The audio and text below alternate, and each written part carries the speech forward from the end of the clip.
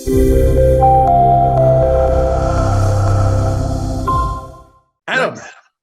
Yes. welcome to the Chime growth hacking event. Thanks for being on, buddy. Thanks for having me.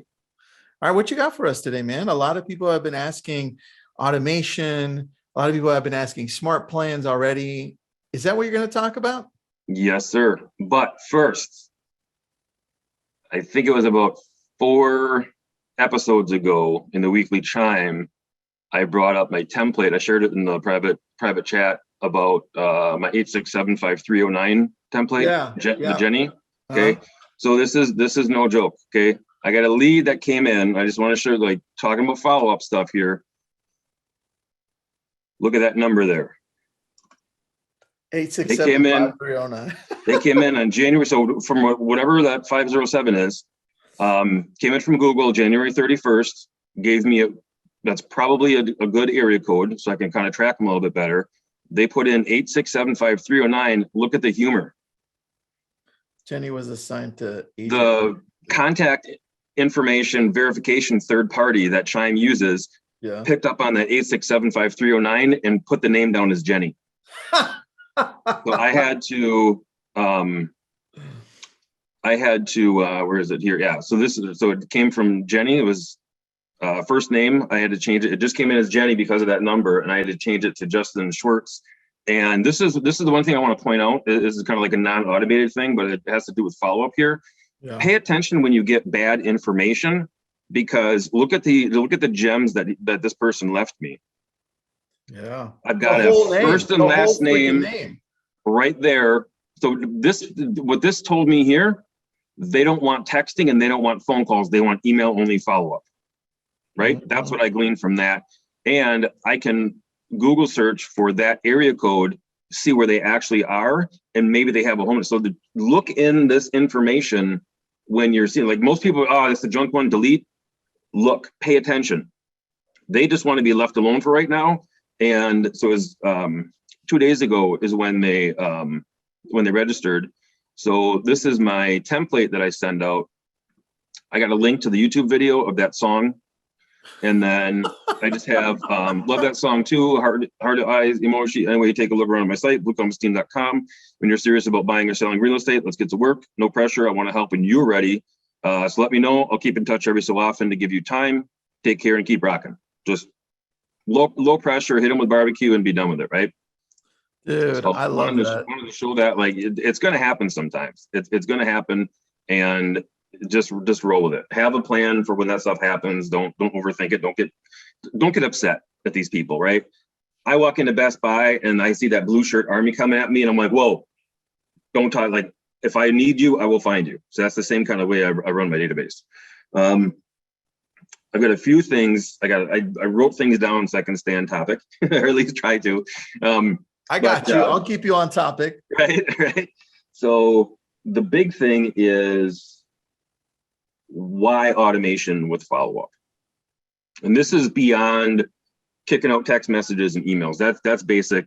That's grade school real estate stuff. That's just basic stuff. The automations that I'm looking at are automated ways to use the smart plan steps in Chime with different triggers and behaviors within the system to automatically organize your database into pipelines and groups, and either you do it as automations only, where we're only moving people around, or we are doing nurturing, or we are doing a combination. All right, question here. So that most of the people coming in, I want to simplify it for everybody. Mm-hmm. And I think the thing you've done well is that, right? You have buyers and you have sellers.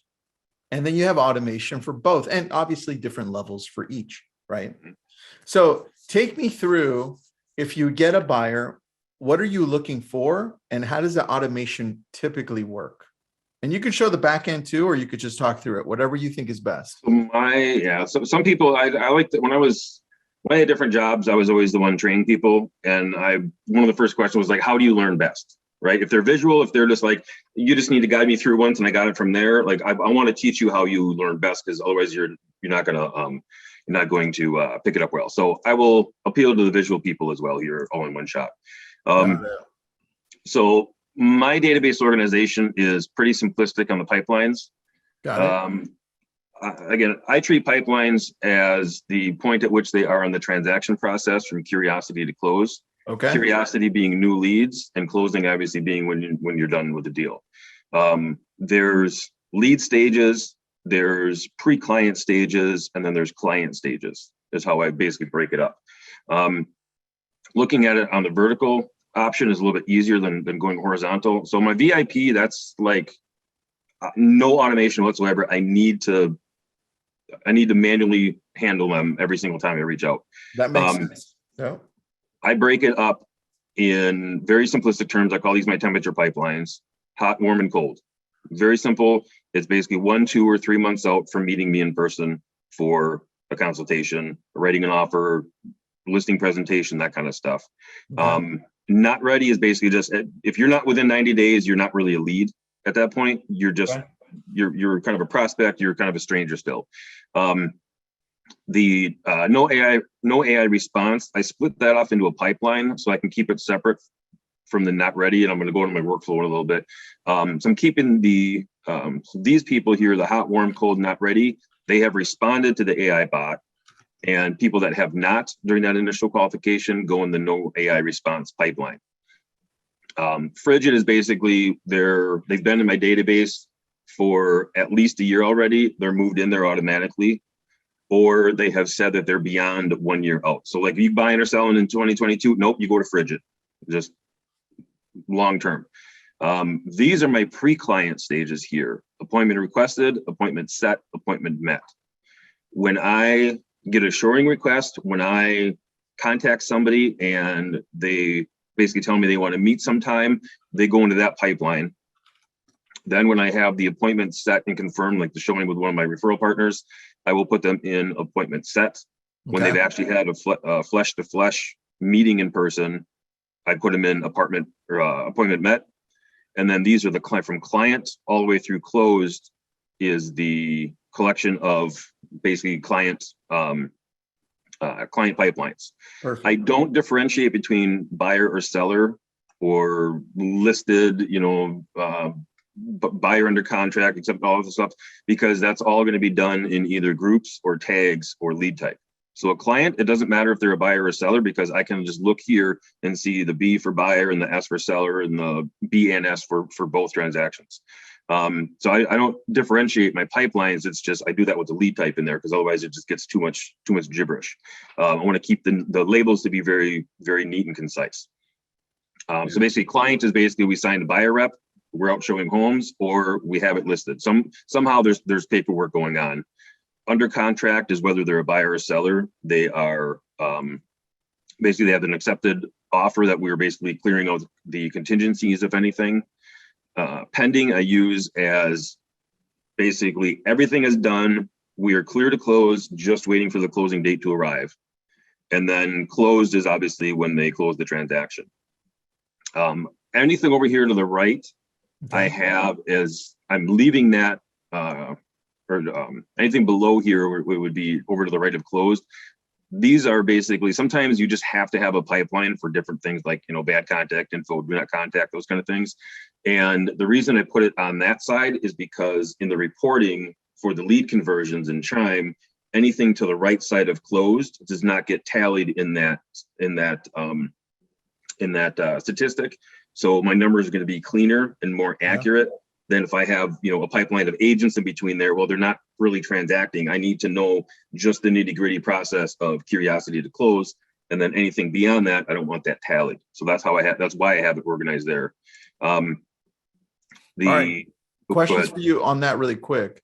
Yes. Anna Lou says, hold on. Do you include Zoom calls in the appointments met? I'm thinking out of state buyers. What are you thinking?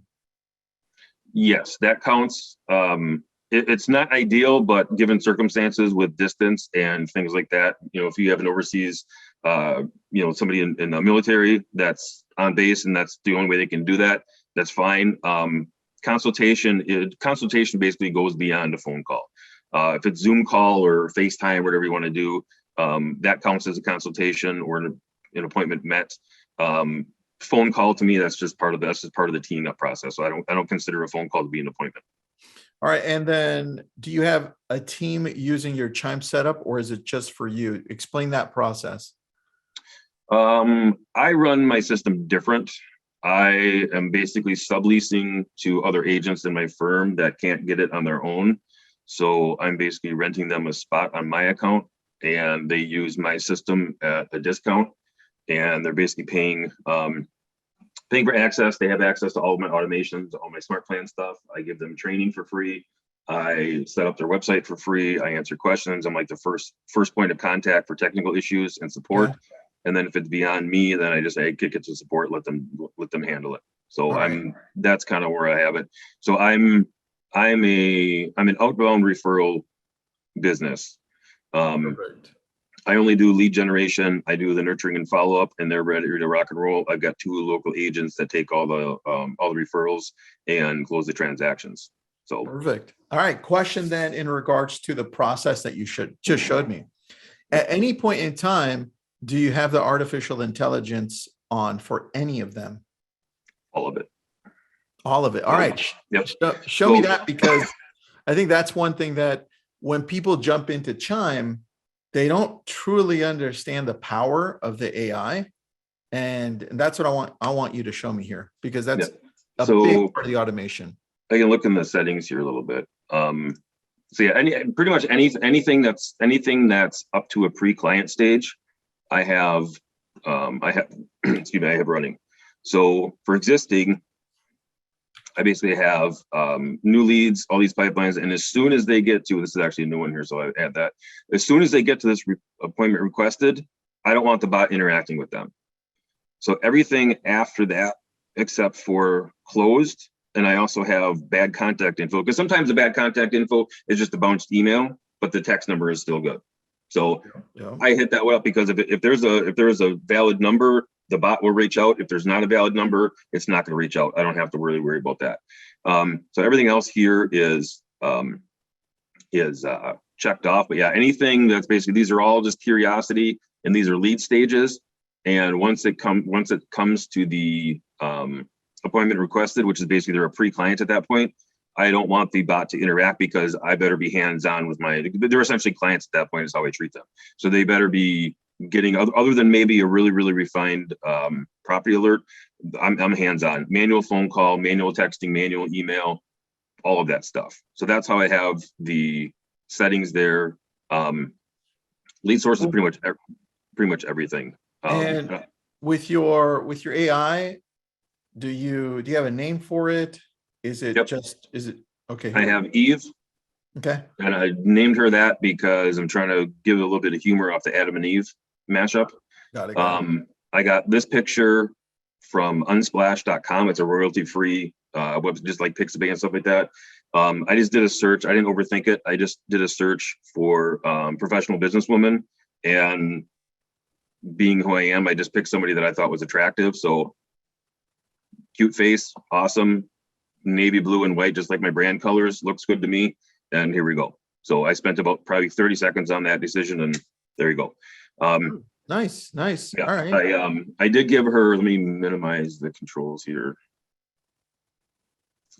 I did have on my website, it's a work in progress. I'm completely overhauling my website for this year. On my about page, I gave her a profile. Oh, damn, that's smart, dude. This is her actual number here. And then I have to have an email address. And I set this up as an alias. So if anybody emails eve@bluecompassteam.com, it'll actually come to me. I just have Eve as the digital assistant for Blue Compass Teams, serving a rewarding role, engaging new clients, website visitors, past clients. She never takes a break, never gets sick, dedicated to all hours of the evening and night, or day and night, assisting our agents with client care. She is our frontline sales technology and works tirelessly to find out your needs for buying, selling, and investing in real estate today. If you ever need to speak with an agent, simply tell her, and you will be connected with a Blue Compass Team real estate professional for prompt assistance. So just kind of doing that. Just kind of doing that whole thing, just to kind of like, I treat her. That was good. For the most thing, I treat her mostly like a person. Just because it's technology doesn't mean that we can trash anything, or that we can, disrespect technology. And I'm also prepping, just because there's like a lot of like male jerks out there that, and I've had people too that they talk a bunch of smack to the bot and everything else and call her names, and I completely delete them, add them to the blocked email list. And I you don't, even though she's not a real person, you don't talk, because they think that she's real. And that's the point where you just don't cross that line with me. You just treat people with respect and move on. But yeah, so I basically treat her, I have a bio, I treat her, and I'm kind of, Eve the digital assistant. It's like, I'm hinting that like, hey, this is actually technology, but I'm treating her like a person. So should you. It's kind of that's a really good point. I'm gonna steal your screen for 30 seconds. Yeah, okay, go for it. And then I'll go back to you. Let me see here. I want to just share really quick mine, because now you gave me an idea, and I'm like, now I'm really excited. Yes. So hold on. I have, so in my registration process on my website and in my welcome email video, I introduce Eve, so that when they click like the sign up button to submit their information, the thank you for that is, thank you, my assistant Eve will be reaching out to you shortly. So I'm already introducing her there when they're signed. So when they get a text in 45 seconds later after they register and says, hey, I'm Eve with Blue Compass team at eXp Realty. Oh yeah, that's right. The website told me that. The Facebook ad told me that. The Instagram ad told me that. The landing page introduced her. So I'm already introducing it. So that's kind of like when we see celebrities in movies and it's, oh my goodness, I like, whoever, The Rock or something like that, right? When you meet him, you feel like you already know him because you've been seeing him so often. I'm trying to get that familiarity to the lead and the visitor, so that when Eve is there, oh yeah, that's right, I know her already. And they're more comfortable and they're more trusting. Good. So good. All right. So I'm going to share something. 30 seconds. Here we go. And then I'll go back to you. I've got, instead of Eve, I got Grogu, right? Mm-hmm. And you gave me such an amazing idea, because now I want to put Grogu on my main site. See? Because hold on. I can't even spell my own name. So just give me a second. I think that's it. No, that's our Chime site, right? But check out what we're working on. York, California. This way people can see the differences, right? This is also my Chime site, right? Mm-hmm. So now we've redefined it. We mainly focus in Malibu and Westlake Village. And now as part of the team, I'm going to be adding Grogu, thanks to you, our team. I'm going to have Grogu at the bottom and be like, hey, look, he's working all day. So thanks, man. I just wanted to tell you that was so good. Thank you for that. You bet. And Randy, Disney's not going to allow it, but that's okay. They have a more than $1 billion, so they can go pound sand. Right. Back to you, Adam. So the AI, so the workflow automation, I want to kind of back up with some history here real quick before I go into this. So I've been using Chime a little over 2 years. I've had this team account for a little over, probably about a year and change, year and a half of that maybe. The first 10 months I was on somebody else's platform just as an agency, just kind of watching the poetry in motion. And I kind of did some beta writing of smart plans. He had a pretty large database at the time, around 400,000 people that we would run these smart plans through every month and get 30-day data and see what worked, and then make some adjustments and go from there. That was kind of my payment for being on a system. I was just watching the workflow of how Chime handled the follow-up in the system for about 10 months and didn't really care anything about transactions. I just wanted to see the poetry in motion. So once I did that, and I was like, all right, I got this figured out. I'm gonna get my own account now. Thanks for that. And I just basically went and ran with it. At the time, the smart plan automations were very limited, and it was only at the end of a smart plan that you could change groups or pipelines or start another smart plan. So I basically took a cascading approach to follow-up, so that, and I still have that in my follow-up today, is I have a smart plan written for leads that are in hot pipeline. When that plan ends, I automatically cascade them and move them over to warm, and then they go from warm to cold to not ready to frigid. And I'm doing that within the step. So it changed a little bit with the update, I believe it was last February or last March, when they took it from the bottom of the smart plan structure and did it as a step in the smart plan. So that's kind of what the original idea was. And when I turned on the bot this is August of 2020 is when I got the system. Actually July 27th. I don't know why I remember that date, but I do. I turned on the AI about a month later. I'm like, all right, 30-day trial. Like that was what I needed to hear. Let's check this out. And then I added those. When you first get it, Chime gives you a list of AI-based accessory smart plans. Yeah. So I looked at the trials. Okay, yeah, sure. Let's go ahead with this, and kind of use the stock stuff, and before you start swooping it up. And I looked at the triggers for that. And if you go to if you go in the library, you'll be able to see them here. And the right over here in the assistant accessory. So these labels here of the plan name are actually the tag trigger. So when a buyer requests the showing and they're tagged AI showing requested showing, and they're a buyer lead, or eventually this plan is going to run. Ooh. So if it's a seller that doesn't respond in that 5-day qualification period, they're going to get tagged with AI no response. This is going to run. So I looked at that and I was like, okay, that's cool. So you can have tags kick off smart plans. That's awesome. And then I thought, I was looking more at the automations. And then when I was basically started to stack, so I could target a specific group or a specific pipeline or both with the tag, with a lead score, different behaviors, those kind of things. And I just kind of went a little nuts and kind of built it out from there. So that was the original thing that kind of put it in my brain about the automation stuff was, okay, let's really look under the hood and see what we can do. I like that.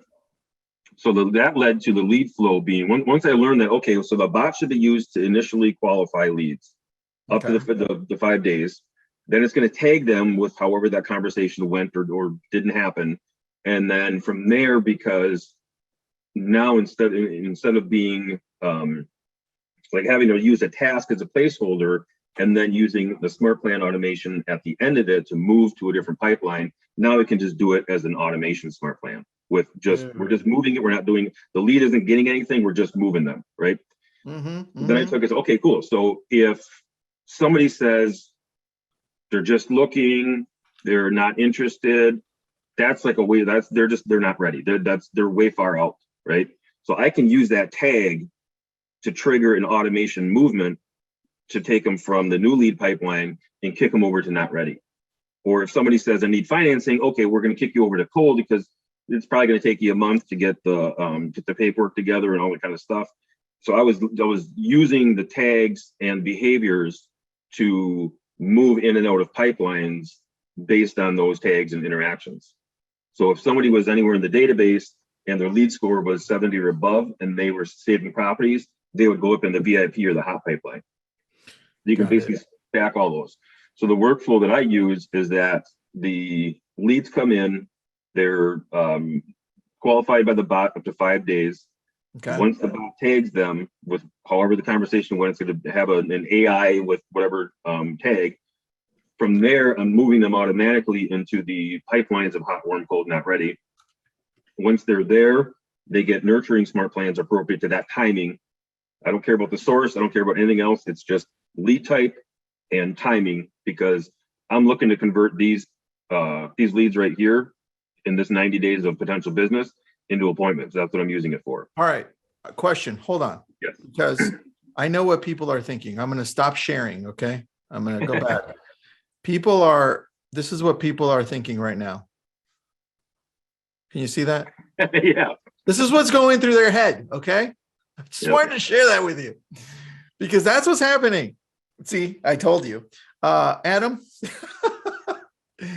do you do this for people? Because people don't want to do this. They want it done for them. Yes, I do. Yes, all right. I do. But do me a favor, put up the link in the chat so that if anybody has questions, they can go to you. While you're doing that, anyone who signs up for Chime right now gets the AI for free. So you get that for free for a month so you can test it out, see if you like it. There's Adam's. Chime coffee, please. There you go. Demi, go get a big giant mug of coffee. And if you haven't signed up for Chime already, do it now. And while we're doing it, let's see here. What time would we have? 10:14. You've got about 5 minutes or so, Adam. But at the end of Adam's session, we're going to pick our first winner. So do me a favor. The way I'm going to choose here randomly is if you comment. I'm just going to scroll through the comments.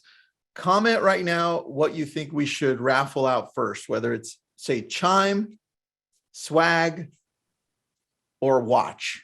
I need to know. Chime, swag, or watch. And then in 5 minutes, we'll pick from there, just from the people that commented. Adam, back to you, buddy. Okay.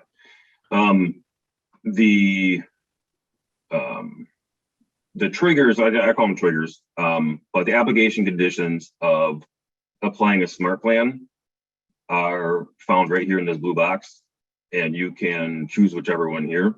I typically don't like this newly created one. I usually go for the specified conditions because I can either include or exclude current leads.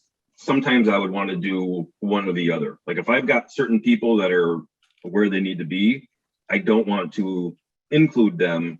I want to make the change for future people. Then I would apply this exclude the current one. You can target different combinations of these, right? So if you're going to do the hot leads and the lead score is going to be under 80, it'll look in that specific pipeline with the condition of the lead score is 79 or below, and then this smart plan will start. The reason that you would want to automate this stuff is, number one, you want to be efficient, you want to be consistent, and you can get that work-life balance that you want. Automations for me have solved probably the first thing besides lead generation that I was always questioning as a new agent about 3.5 years ago now. And that was, who out of the hundreds or thousands potentially in a database should I focus my efforts on? Who should I be reaching out to? I have no idea. I've got, few hundred leads in a system. How do I know where everybody is? I can't have all that in my brain, which is why we use the CRM to help organize that. And then we can use automation to organize the system in a way that works for us. I've got a relatively, it's simplistically detailed, I suppose. Everything makes sense, but it's just cut and dry simple. Adam, hold on. Adam. Somebody said, my Chime doesn't look like Adam's Chime. How can I make that happen? Does he have a premium version? Adam, can you answer that one, please? Yes, go to the website. I posted the link in the chat. Wait, what's the link again? Because everybody answered Chime, watch, or swag. Oh, okay, hang on. You're so far at the top, it's not even, I can't even find it. There it is. I was doing a consultation with somebody and it was using Chime, and they had probably the most simplistic pipelines I've ever seen in my life. They had new leads, they had not met, they had met, client, and closed. That was it. So when you're looking at these automations and pipeline organization and group organization, make it fit your business. I get a lot of people that they have gone on my YouTube channel and looked at stuff, and they kind of like picked apart different things from the video and kind of, implement it as much as possible, which is totally fine. I mean, if that's what helps, fine, but don't copy somebody else's thing just because like, oh, hey, that looks cool, I want that. Like, make it make sense for your business. One of the things too, like there's two things I have PTSD from about the previous system that I used, and it's tags, and it is just lost my train of thought here. Tags and timing. So, tasks, that's what it is.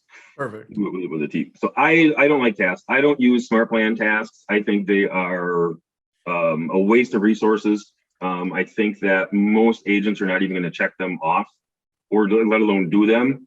So the accountability for that, it's just going to clog up your system and clog up your notifications. It's just, I'm not a big fan of them. How I use them, and I can illustrate here quickly where I can make an executive decision about whether I want to actually do something, and it's not going to clog up my system because it's just a little color on my screen. So the one reason why I use the groups instead of tasks for task-based items, like I have some down here which are, I think they're buried in here, that were buried in here at the time. Like adjust alerts. So if somebody needs an alert adjusted, I'll put them in that group, and then that way that's kind of my task is everybody in there. I need to adjust the alerts. I take care of it. I remove them from the group and I'm done. I use this reminder right here.